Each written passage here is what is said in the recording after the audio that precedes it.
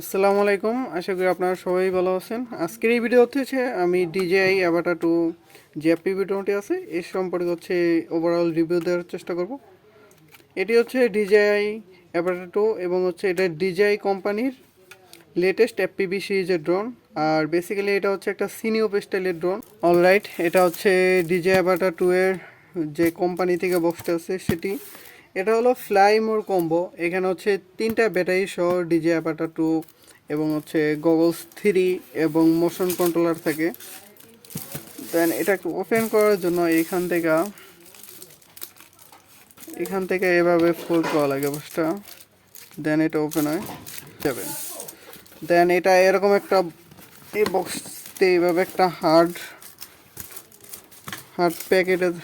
প্যাকেটে থাকে। তো এটা এরকম একটা ক্যারি ব্যাগে থাকে, যেটা হচ্ছে বহন করার জন্য খুবই সুবিধাজনক। দেন এখানে এটা একটা জিপারের সাহায্যে এভাবে আটকানো থাকে। এটা জিপারটি খুললে এটা ওপেন হয়। এখানে একটা সাইড ব্যাগ আছে। এই ব্যাগ সাধারণত কেবল এবং প্রপেলার ওটিজি কেবলটি দেওয়া আছে। এটি হলো গগলস 3। এর সামনে দুইটি ক্যামেরা আছে, যা দ্বারা আপনি ফ্লাই দেওয়ার সময় ড্রোনটি কেমন সময় ফ্রন্টের ভিউটি দেখতে পারবেন। আর এর অ্যান্টেনা দুইটা এভাবে ফোল্ড করা যায়। আর এখানে এয়ার ইন এর জন্য আউটের জন্য প্রচুর পরিমাণে জায়গা দেওয়া আছে। দেন এই ওভারঅল এর স্ট্রাকচারটা ভালো, বাট এটা গগলস 2 এর তুলনায় একটু ভারী, যেহেতু এর ব্যাটারি প্যাকটা এর সাথেই দেওয়া আছে। দেন থাকে আপনার এই যে কাঙ্ক্ষিত ড্রোন আছে সেটি এরকম 3টা ব্যাটারি থাকে। ফ্লাইমোর কম্বোতে সাধারণত 3টা ব্যাটারি থাকে, আর স্ট্যান্ডার্ডে অনলি একটা ব্যাটারি থাকে। দেন থাকে মোশন কন্ট্রোলার। তো এখন আমি যেটা বললাম যে বর্তমানে গলস N3 সহ যেই কম্বোটা পাওয়া যায় ওটা ডিফারেন্টটা বলি আমি সাধারণত। এখন এইটা সাধারণত গলস N3, আর এটা গলস 3।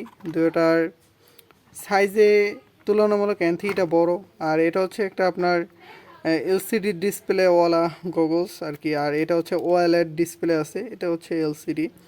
আর এটা আপনার নর্মাল যেই এলসিডি ডিসপ্লে আছে ওরকম, এই আর কি বেসিক্যালি। আর আমার কাছে যেইটা আছে এটা আপনার বাইনোকুলার স্টাইলের গগলস। আর এখানে গলস N3 তুলনামূলক এর তুলনা অনেক দাম কম, যার কারণে N3 সহ যে কম্বোটা পাওয়া যায় ওটা অ্যারাউন্ড 95K এর ভিতরে পাওয়া যায়। বাট এটা 125K-তে ছিল কি 125K-তে। আর এটা নতুন আলাদা কিনতে চাইলে অ্যারাউন্ড আপনাদের 65 থেকে 67,000 খরচ হবে। আর এটা অ্যারাউন্ড 35-35,000 টাকার মতো খরচ হবে। আর এখন যেই অ্যাভাটার 2 এর মোশন কন্ট্রোলের লিমিটেশন আছে, এটা আপনারা নর্মালি স্পোর্টস এবং নর্মাল মোডে চালাতে পারবেন, কিন্তু ম্যানুয়াল যেই অ্যাক্রো মোড আর কি বেসিক্যালি ওই মোডটা আপনারা এর মাধ্যমে চালাতে পারবেন না। তো এর জন্য আপনাদের আলাদা করে একটা RC3 রিমোট কন্ট্রোলার নিতে হয়। এখন এই কন্ট্রোলারের সুবিধা আপনারা এখানের মাধ্যমে নর্মাল, স্পোর্টস আর ম্যানুয়ালে চালাতে পারবেন। নর্মালে স্পিড একটা লিমিটেশন থাকে, স্পোর্টসে তার থেকে বেশি, আর ম্যানুয়ালি সম্পূর্ণ নিজের কন্ট্রোল করা লাগে। আর এগুলো আপনার মোশন কন্ট্রোলার। এটা এর পাওয়ার বাটন আর এই লক বাটন। তো এই পাওয়ার বাটন দ্বারা সাধারণত আপনার এটা এক প্রেস করলে এটা আপনার ইন্ডিকেট করে যে কত পার্সেন্ট চার্জ আছে আর কি। এটা আপনার এলইডির মাধ্যমে পার্সেন্টেজটা দেখায়। আর এটা আপনার রিভার্স আর কি, রিভার্স বলতে আর কি আপনার যেই অ্যাক্সেলারেটরটা আছে এটা যদি আপনার সামনে নেন, এটা ড্রোনটা আপনার পেছনে যাবে অর্থাৎ রিভার্সে। আর এটা যদি এদিকে প্রেস চাপ দেন তাহলে ড্রোনটা ফরওয়ার্ডে যাবে। আর এর মাধ্যমে ক্যামেরা অ্যাঙ্গেল সেট করা এবং আপনারা যখন এর মাধ্যমে সেটিং করবেন তখন এই জিনিসটা কাজে লাগে বেসিক্যালি। আর এটা রেকর্ড স্টার্ট এবং স্টপ বাটন। আর এটা মুড বাটন এবং RTL বাটন, অর্থাৎ এটা আপনার লং টাইম প্রেস করে ধরে রাখলে আপনার ড্রোনটা হোম পয়েন্টে চলে আসবে, যেখান থেকে আপনি ফ্লাই দিচ্ছেন আর কি, যে আপনার হোম পয়েন্ট লক হয়েছে ওই জায়গা থেকে। আর এটা দ্বারা হচ্ছে ড্রোন আর্ম ডিজাম করা যায়। আর আর হচ্ছে আপনার এই যে এই জিনিসটা আছে, এটা যদি আপনার ফ্লাই অবস্থায় প্রেস করেন আপনার ড্রোনটা হচ্ছে হঠাৎ লক হয়ে যাবে, দেন আবার প্রেস করলে হচ্ছে ড্রোনটা আনলক হবে। দেখা যাচ্ছে আপনার ড্রোনটা কিছুর সাথে বাড়ি খাবে, এমন অবস্থায় যদি আপনি এটা প্রেস করেন ড্রোনটা ওই জায়গায় লক হয়ে যাবে আপনার ক্র্যাশ করার পূর্বেই। এখন হচ্ছে ড্রোনটা সম্পর্কে বলি, এসে ডিজে অ্যাভাটার 2। তো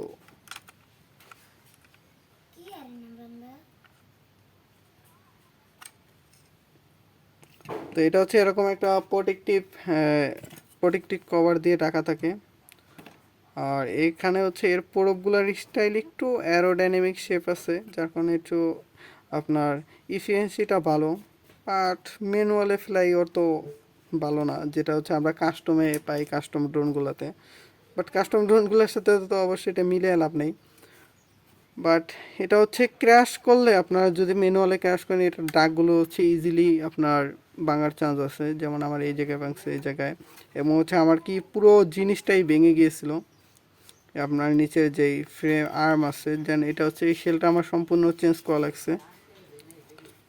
আর এনডি ফিল্টার লাগানোর কারণ হচ্ছে আপনার যে একটা রেশিও আছে ভিডিও ক্যাপচারের জন্য, 1:0 রেশিও বলি আমরা সাধারণত। তো ওই আপনার শাটার স্পিড মিসম্যাচ করার ক্ষেত্রে হচ্ছে এনডি ফিল্টারটা কাজ আছে, যে আপনার ন্যাচারাল যে মোশন বলার পাওয়ার জন্য এটা হচ্ছে আপনার প্রচুর কাজে দেয়। তো আমি হচ্ছে এর ক্যামেরাটা দেখাচ্ছি আপনাদের। এটা হচ্ছে ডিজে অ্যাভাটার 2 এর ক্যামেরা। এটা হচ্ছে একটা ওয়ান অ্যাক্সেস বলতে পারেন। আর এটা হচ্ছে এভাবে ডাম দেওয়া আছে, ডানাভাবে রাবার ডাম্পিং সিস্টেম। বাট এটা হচ্ছে ওয়ান এক্স, এটা হচ্ছে অনলি আপনার উপর নিচ হয়। আর যখন ম্যানুয়ালে চালান তখন এই ক্যামেরাটা ফিক্সড হয়, এভাবে ফিক্সড হয়ে থাকে, এটা কোনো আপ ডাউন করে না এভাবে। আর যখন হচ্ছে আমরা নর্মালে চালাই ড্রোনটা যদি এভাবে হয়, এটা ক্যামেরা এভাবে হচ্ছে আপ ডাউন করে নর্মাল বা স্পোর্টসের ক্ষেত্রে। বাট ম্যানুয়ালে হচ্ছে আপনার নিচটা একটা অ্যাঙ্গেলে ফিক্সড রাখতে হয়। আর এটার হচ্ছে ক্যামেরা কোয়ালিটি, এটা 4K 100 fps না, যেন 120 fps পর্যন্ত রেকর্ড করতে পারে। এবং হচ্ছে রেকর্ডটা হয় ডিলগ এম ফরম্যাটে। আর এটা হচ্ছে 10 বিটের ফুটেজ দিতে পারে। এর এনকোডিং হচ্ছে আপনার H20 H264 এবং 65 উভয়টাই আছে। আর এইগুলো হচ্ছে এর ভিশন সেন্সর, এখানে দুইটা আয়ার সেন্সর আছে, আর এখানে হচ্ছে এর দুইটা আরও ভিশন সেন্সর আছে যেটা লাইডারের মতন মেবি কাজ করে। তো ড্রোন হচ্ছে আপনার ফ্লাই দেওয়ার জন্য ফার্স্ট হচ্ছে আপনার গজটি অন করতে হয়, যদি আপনার ডিজে ফ্লাই অ্যাপে কানেক্ট করেন। তো গজটি অন করার জন্য এই বাটনটা একবার প্রেস করে লং প্রেস করে ধরে রাখতে হয়, দেন এরকম একটা সাউন্ড হয়।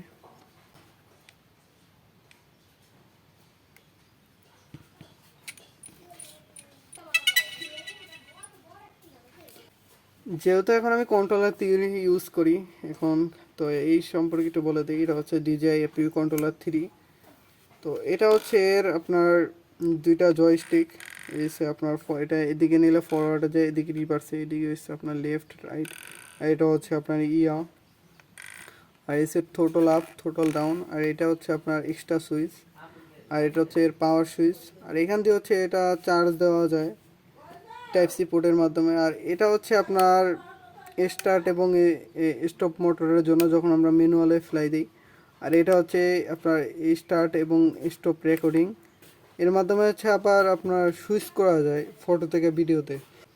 আর এটা হচ্ছে এর আপনার ক্যামেরা স্লাইডার আর কি, এটা হচ্ছে এভাবে আপনার আপ ডাউন হয় যখন এদিকে করি।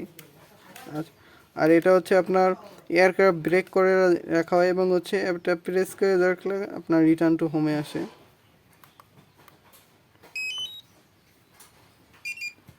তো সব কিছু কানেক্ট হলে এবং সব কিছু থেকে একসাথে বিফ করে, এবং যেহেতু আমার আগে থেকে বাইন্ড করা ছিল, আর আমার এই গগলসটার সাথে এই ড্রোনটা পেয়ার অফ করা আছে অথবা বাউন্ড করা আছে, যেটাই বলতে পারেন DJI ফ্লাই অ্যাপ থেকে আমার অ্যাকাউন্টে।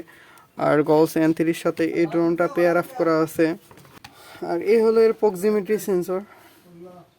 যখন এর সামনে আমরা এভাবে হাত দিব, এর ভিতরে হচ্ছে আপনার দেখা যাবে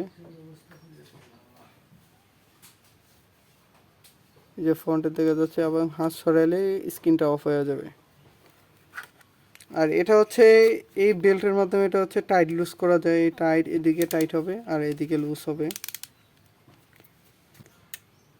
এই ড্রোনটা আর্ম করার ক্ষেত্রে যেহেতু আমি এদিকে সেট করে রাখছি, এবার এদিক নিলে হচ্ছে ড্রোনটা আর্ম হয়, আর এদিক নিলে হচ্ছে ড্রোনটা ডিজাইন হয়। তো এদিক দিয়ে হচ্ছে ড্রোনটা যদি আপনি টোটাল আপ করেন, তো এখানে হচ্ছে এটা হোভার হবে, বাট এখানে আমার হোভার করার মতো অত স্পেস নাই, আমি জাস্ট দেখালাম। অলরাইট, তাহলে এখন আমরা এটাকে ফ্লাই দিয়ে দেখব। তো সেই জন্য হচ্ছে আমরা বাইরে চলে যাব এখন। তো দেখা হবে নতুন কোনো ভিডিওতে, ততদিন ভালো থাকবেন। আসসালামু আলাইকুম।